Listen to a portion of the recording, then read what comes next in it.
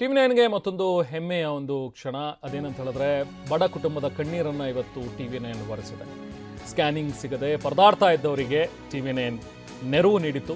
ಉಚಿತ ಸ್ಕ್ಯಾನಿಂಗ್ ಸಿಗದೆ ಪರದಾಡ್ತಾ ಇದ್ರು ಶಿವು ಅಂತ ಹೇಳಿ. 5 ದಿನಗಳ ಹಿಂದೆ ತಂದೆಗೆ ಪಾಪ ಸ್ಟ್ರೋಕ್ ಆಗಿತ್ತು. ಶಿರಾ ಆಸ್ಪತ್ರೆಗೆ ತಂದೆಯನ್ನ ಕರ್ಕೊಂಡು ಬಂದಿದ್ರು ಶಿವು ಅವರು.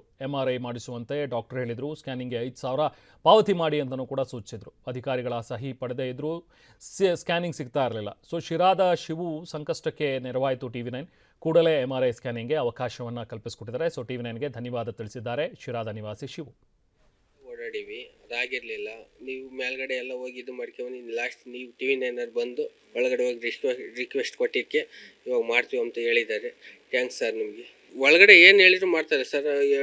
ಬ್ರೈನ್ ಸ್ಟ್ರೋಕ್ ಆಗಿದೆ, 2 ಡೇಸ್ ಅವರು 5 ಡೇಸ್ ಆಗಿದೆ. ಊಟ ತಿಂಡಿ ಬಿಟ್ಟು ಮಾಡಿಕೊಡಿ ಅಂದರೂ ಮಾಡಿರಲಿಲ್ಲ. ಸರ್ಕಾರದವ್ರು ಬೇಗ ಇದನ್ನೆಲ್ಲ ಕ್ಲಿಯರ್ ಮಾಡಿ ಬಡವರು. ಟಿವಿ9ಗೆ ಮತ್ತೊಂದು ಹೆಮ್ಮೆಯ ಒಂದು ಕ್ಷಣ ಅದೇನಂತ ಹೇಳಿದ್ರೆ ಬಡ ಕುಟುಂಬದ ಕಣ್ಣೀರನ್ನ ಇವತ್ತು ಟಿವಿ9 ಒರೆಸಿದೆ. ಸ್ಕ್ಯಾನಿಂಗ್ ಸಿಗದೆ ಪರದಾಡ್ತಾ ಇದ್ದವರಿಗೆ ಟಿವಿ9 ನೆರವು ನೀಡಿತು. ಉಚಿತ ಸ್ಕ್ಯಾನಿಂಗ್ ಸಿಗದೆ ಪರದಾಡ್ತಾ ಇದ್ರು ಶಿವು ಅಂತ ಹೇಳಿ. 5 ದಿನಗಳ ಹಿಂದೆ ತಂದೆಗೆ ಪಾಪ ಸ್ಟ್ರೋಕ್ ಆಗಿತ್ತು. ಶಿರಾ ಆಸ್ಪತ್ರೆಗೆ ತಂದೆಯನ್ನ ಕರ್ಕೊಂಡು ಬಂದಿದ್ರು ಶಿವು ಅವರು.